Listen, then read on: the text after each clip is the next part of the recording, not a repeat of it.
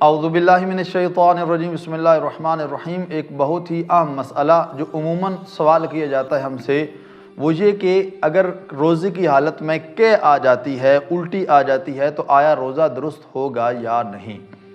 تو دو طرح کی قے ہے، الٹی ہے۔ ایک یہ ہے کہ آدمی خود ایسا کوئی کام کرے جس کی وجہ سے قے آ جائے۔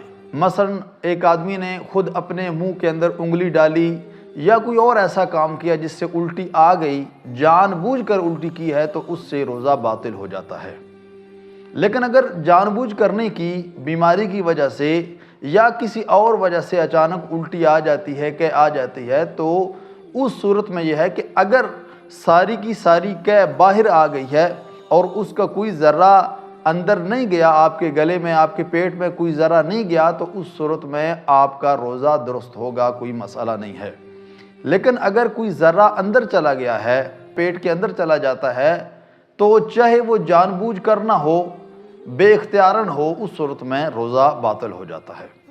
دعا ہے خالق کائنات کی بارگاہ میں خداوند کریم ہم سب کو ماہ مبارک رمضان سے صحیح استفادہ کرنے کی توفیق عطا فرمائے۔ والسلام علیکم ورحمۃ اللہ وبرکاتہ۔